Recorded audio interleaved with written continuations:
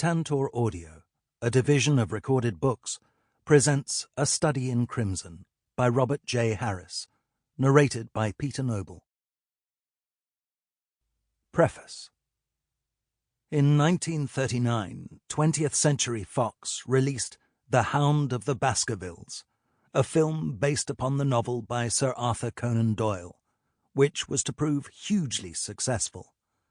They followed this with The Adventures of Sherlock Holmes, adapted from the William Gillette play of that name. Although Fox did not continue the series, these films firmly established Basil Rathbone as Sherlock Holmes, with Nigel Bruce as his faithful companion, Dr. Watson.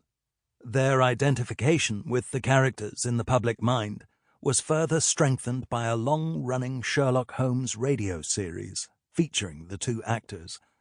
When Universal Pictures stepped in to negotiate a fresh cinema deal with the Doyle estate, they decided, with the agreement of Doyle's family, to refresh the characters by transplanting them to the modern day, to the wartime London of 1942. As well as Rathbone and Bruce, other series regulars were Dennis Hoey, who portrayed a big, bluff Inspector Lestrade, and Scottish actress Mary Gordon as Mrs. Hudson. Beginning with Sherlock Holmes and the Voice of Terror, which pitted Holmes against Nazi saboteurs, the series ran for a total of 12 films, which together created one of the most popular incarnations of the character. Many still regard Basil Rathbone as the definitive Sherlock Holmes, against which all other representations must be measured. Inspired by that classic series, this audiobook further explores the world and adventures of its particular version of the great detective, confronting him with a deadly and cunning adversary. It is September 1942, and in the blacked-out streets of London, the game is once more afoot. Part 1. Deduction. Sherlock Holmes, the immortal character of fiction created by Sir Arthur Conan Doyle, is ageless, invincible, and unchanging. In solving significant problems of the present day, he remains, as ever, the supreme master of deductive reasoning. Introduction to Sherlock Holmes and the Voice of Terror, Universal Pictures, 1942. 1. The Disappearance of Dr. Macready. Sherlock Holmes and I were on our way to Scotland, while events were unfolding back in London that would draw my friend into one of the darkest mysteries of his career. It was on the 7th of September, 1942, the third year of the war, that we received an urgent summons from the War Office, calling on us to report at once to the airfield at Croydon. A car was waiting outside our Baker Street lodgings, and within the hour, accompanied by a pair of hastily packed suitcases, we were aboard a Lancaster bomber, bound for the RAF base at Kinloss on the Moray Firth. Sitting shoulder to shoulder with Holmes on a fold-down bench in the cargo bay, both of us huddled in our overcoats, I pondered the many changes that had overtaken us since Hitler's invasion of Poland. Food and fuel were now rationed, barrage balloons dotted the skies over our coastal cities, and a nightly blackout was in force across the country. All major industrial resources had been diverted to the war effort, and human resources had likewise been harnessed. I had given up my private practice to volunteer for the emergency hospital service, and much of my time was now taken up with my duties at St. Thomas's Hospital. Similarly, my friend Sherlock Holmes's time was occupied less and less with private cases, and increasingly with urgent calls from our beleaguered government. Holmes scarcely spoke a word following takeoff. His aquiline features bore the shuttered look that told me he was exceptionally disgruntled, not simply on account of the inevitable discomfort, but at being drawn away from his flat at 221B Baker Street. I had observed of late that only among those familiar surroundings did he seem to be at his ease. We had both played our two very different roles in the Great War, and I wonder if we would have made it through that experience if we had known that another, perhaps more dreadful, war lay waiting in our future. For Holmes, this new onslaught of hostilities represented a breakdown of reason itself. The world which he had bent all the powers of his intellect to bring to order had sunk once more into an unspeakable chaos that showed no sign of abating. I could readily understand that he should choose to retreat into his comfortable lair, surrounded by those mementos of past triumphs from which he drew strength. It was to his credit that he would leave that familiar refuge without hesitation in order to serve the interests of his country. Nevertheless, it seemed to me that some deep matter was preying on his mind, about which I could only speculate. I raised my voice above the drone of the engines in an effort to draw him out of himself. "It is a remarkable case, Holmes," I noted. "A castle occupied by some of the country's leading scientists, and one of them, a Dr. Macready, suddenly vanished into thin air, evidently the victim of a kidnapping. What do you suppose they can be working on?" "Doubtless some new instrument of death," Holmes murmured without looking up. Our brief, of course, made no reference to its nature. These government departments are obsessed with secrecy. It lends them an exaggerated sense of their own importance. "Well, this certainly is important," I persisted. "Clearly, the government are concerned that the missing scientist must have fallen into enemy hands. And surely a mystery so extraordinary will prove worthy of your deductive efforts." Holmes stifled a snort. "Watson, how often must I remind you that it is the extraordinary crime that invariably proves to be simple of solution? Unusual circumstances mean that only a limited number of explanations are possible. It is the small, prosaic crime that challenges. A purloined bicycle, a missing will. Such often lead to an intricacy of motive and method. And those crimes of a bizarre nature? In the end, what lies behind them is frequently banal." Before I could pursue the point, the radio operator emerged from the cockpit, brandishing a large thermos flask and 2 tin cups. "Fancy a spot of beef tea?" he inquired. Holmes accepted the drink, but declined the further offer of a cheese roll. As we had been hurried out of Baker Street without the opportunity for breakfast, I was heartily glad of both, and not disposed to complain that the roll was slightly stale, and the cheese savoured of engine oil. By the time I finished, Holmes had retreated back into his shell, so I contented myself with gazing out of the window. Once north of the Scottish border, the landscape became increasingly rugged until we reached the formidable ramparts of the Cairngorms. Our passage over the mountains was anything but smooth as the flight crew battled the crosswinds swirling about the peaks. The trial, however, was short-lived, and soon we landed safely at Kinloss. A sleek black Daimler was parked alongside the runway. As we left the plane, a stolid-looking soldier in uniform climbed out and came to meet us. "I'm Corporal Patterson," he informed us.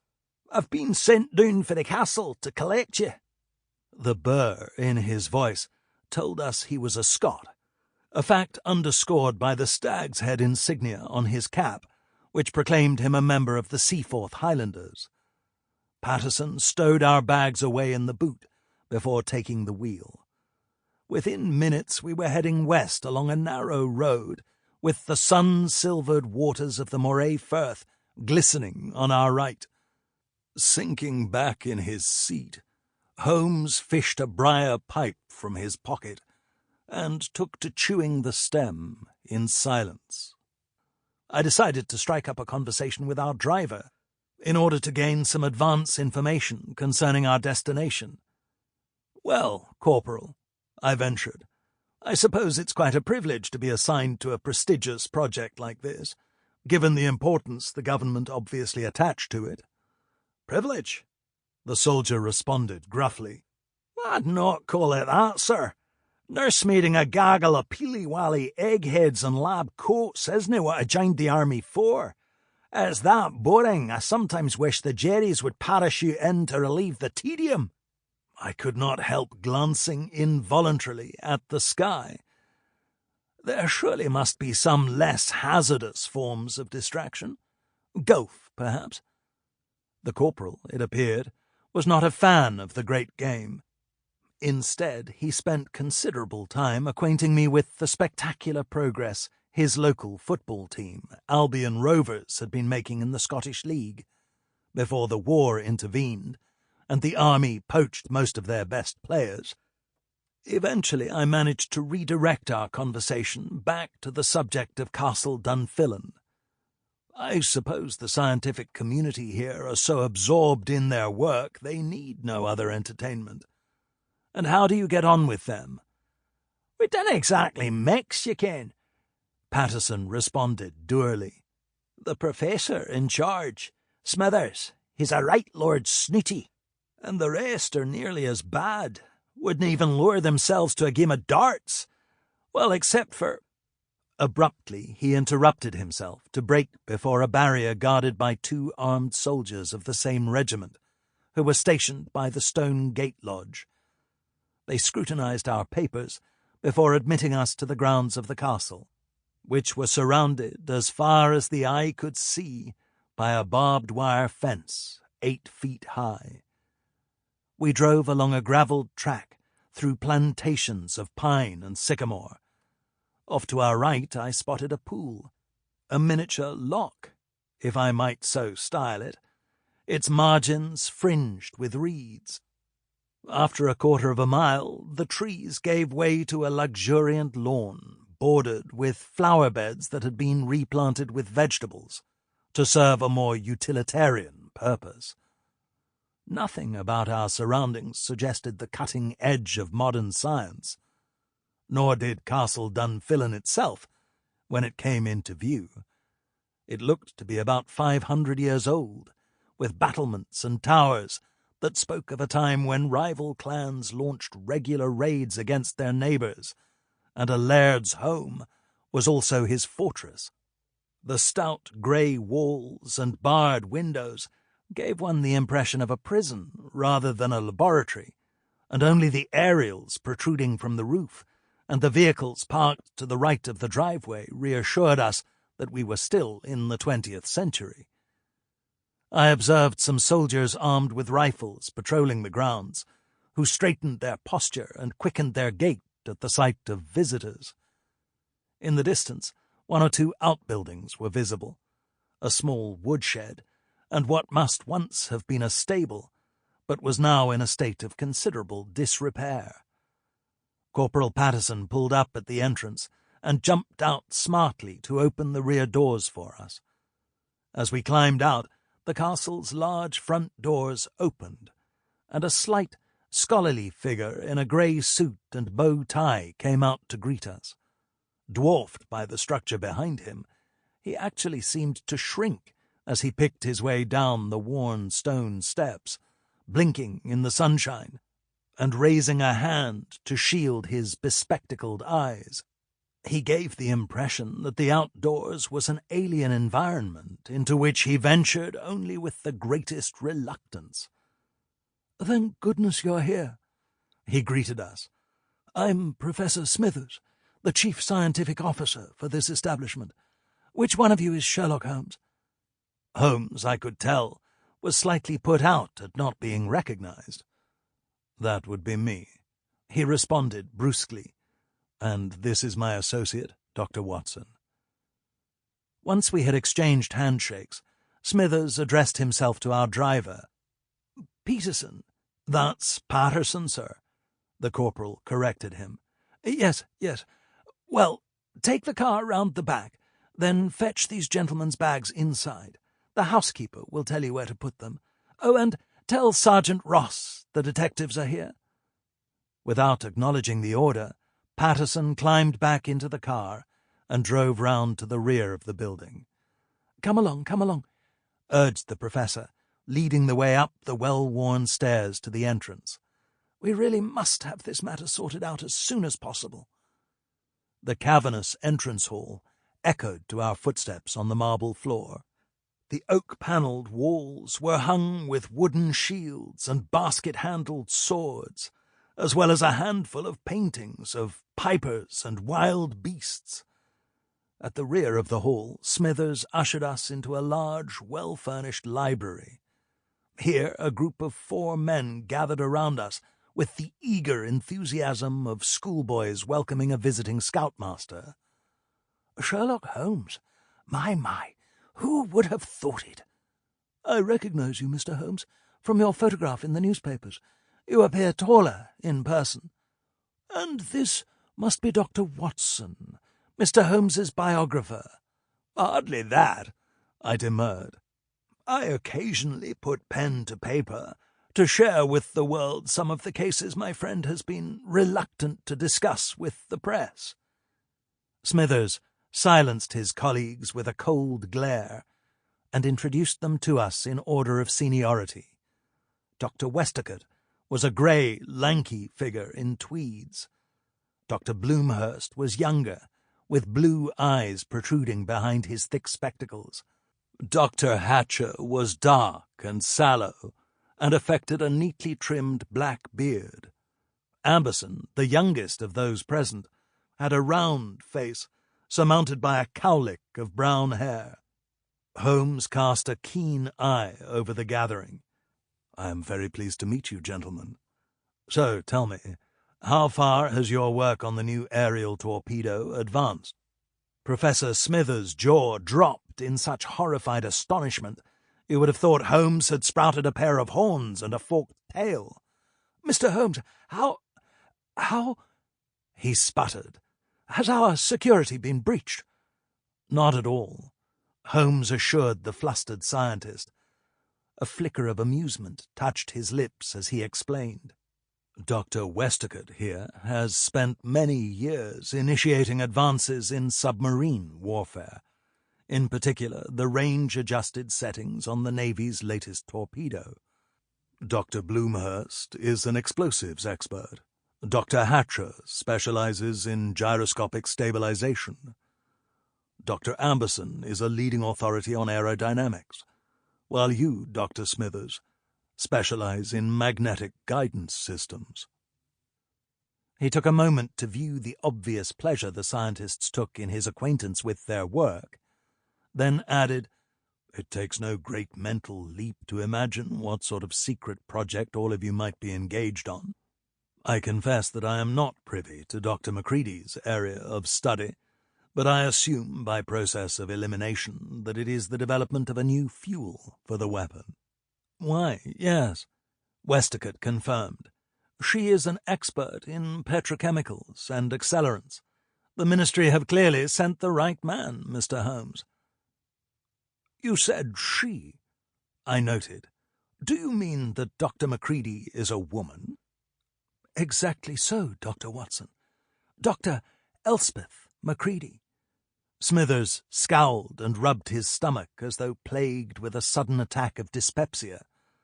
"How I pleaded with the Ministry not to send a woman here. She was bound to be a disruptive influence." "In what way do you mean disruptive?" asked Holmes in a carefully neutral tone. Smithers gave a disapproving sniff. "She was given to wearing perfume and singing to herself as she worked. Of an evening she would insist we gather round the piano to enjoy the songs of Robert Burns, and on one occasion she even tried to enlist us all in a whist tournament. All most irrational and most distracting." He directed a minatory glare at his colleagues, all of whom now bore the hang-dog appearance of men guilty of having colluded with the enemy. My friend, Dr. Watson, is better acquainted with the vagaries of the female nature than I, said Holmes. Yet I do not see how even the most extreme high spirits could cause a human being to vanish into thin air. Bloomhurst, his eyes bulging behind his spectacles, leaned towards us with a finger touching his lower lip, as though to guard his words from prying ears. Professor Smithers confided to me once that she might be a spy inserted by the enemy to delay and frustrate our efforts. "Hush, Bloomhurst!" Smithers rebuked his colleague. "That was merely a jest, and spoken in confidence to boot." Westacott inserted his lanky frame between the two men. "Perhaps Mr. Holmes would like us to acquaint him with the details of the crime itself." "Yes, by all means, let's get on with it," said Smithers. He turned to my friend and lowered his voice ominously. "Mr. Holmes, there is a word which, as a scientist, I hesitate to use, but this whole affair is, on the surface of it, quite impossible." 2. The Empty Room. Holmes was clearly intrigued. "I would be obliged, Professor, if you would describe to me the exact circumstances of Dr. Macready's disappearance." Smithers briefly closed his eyes to marshal his recollections. "It was precisely 11 o'clock, he began, "the time at which I habitually retire. I was making my way from my laboratory on the ground floor to my bedroom on the third, when I encountered Dr. Macready on the second-floor landing, also retiring for the night. Unexpectedly, she attempted to engage me in conversation, asserting that it would be beneficial to the morale of our group if we were to organize an excursion." "What sort of excursion?" Holmes inquired. Smithers looked pained. "If you can believe it, a day trip to Loch Ness. She suggested we go boating on the lake and make a search for the so-called monster. I ask you, what nonsense! Such empty-headed fiddle-faddle." With a dismissive shake of the head, he resumed his narrative.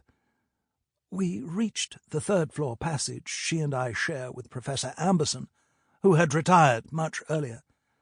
Dr. Macready's room was the first door on our right, with Amberson's next, and my own at the end of the passage. I disengaged myself as politely as I could, and wished her good night as she entered her bedroom. I heard her lock the door after her." "Is it common practice for you to lock your bedroom doors?" asked Holmes. "We sometimes keep confidential papers in our private quarters, Mr. Holmes, so we make it a rule to keep doors locked at all times. Each room is fitted with a lock and key, as well as a sliding bolt." Holmes took in this information and gestured to the scientist to continue. "I had no sooner grasped the handle of my own door than I was startled by a scream from Dr. Macready's room. I rushed there at once, tapped upon the door, and called out, asking if she was in distress. When there was no answer, I tried to open it, and found it locked, as I expected. After rapping again to no avail, I knocked loudly on Amberson's door and shouted at him to wake up. I rushed out in my pyjamas. Amberson chipped in. The professor told me what had happened and sent me to fetch Sergeant Ross." "I take it that is standard procedure in an emergency of this nature," said Holmes. "Yes, Ross is in charge of security," said Smithers. "Now I ask you to bear in mind, Mr. Holmes, that throughout all this time I continued knocking and calling, and at no point was the door out of my sight." Holmes nodded slowly, and I could tell that his mind was already at work. "Within a few minutes Amberson returned with Sergeant Ross and 4 or 5 of his men. I briefly apprised Ross of the situation, and he bade me stand clear. He is a large man, and threw his shoulder at the door with great force. After 3 or 4 blows, the wood splintered and the door gave way.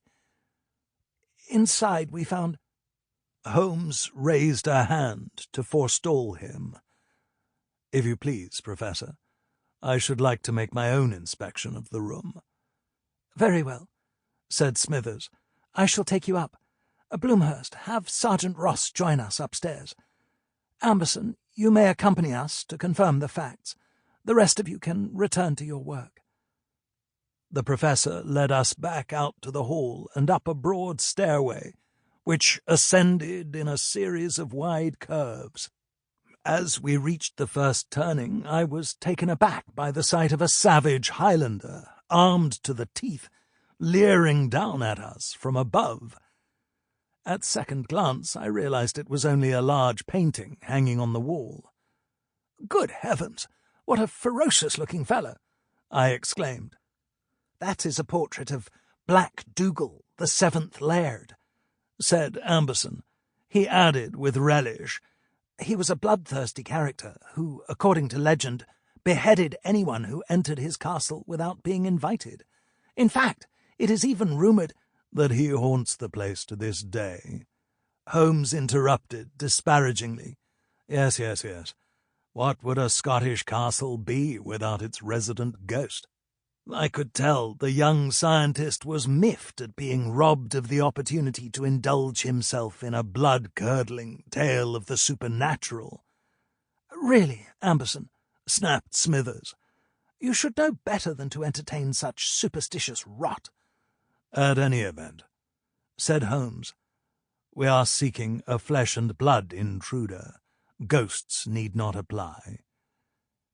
When we reached the 3rd floor, the Professor beckoned us to the first room on the right. The door hung somewhat crookedly on its hinges, and the splintered wood of the door frame was clear evidence of how it had been forced. Entering ahead of us, the Professor switched on an overhead light to reveal a spacious, well-appointed room. Directly facing us was a window, covered by a blackout curtain. A single bed, neatly made up with a tartan spread, occupied the far left corner, while against that wall stood a wardrobe. A bookcase and a reading desk were positioned to the right of the window. Some items of women's clothing lay scattered on the floor outside the open door of an ensuite bathroom. Holmes arched an eyebrow. "I take it these are Dr. Macready's clothes?" "When we entered the room, we found them lying just as you see them," Smithers confirmed. Holmes bent down and, taking a pen from his pocket, used it to lift each item of clothing for examination. One white silk blouse, one skirt of Harris tweed. I heard him inventory under his breath. One cardigan in matching shade of green, and a pair of low-heeled brown shoes, size 8. Interesting. "When we entered," said Smithers, "we immediately noticed Dr. Macready's outer garments strewn across the floor. Through the open bathroom door we could hear the sound of water running.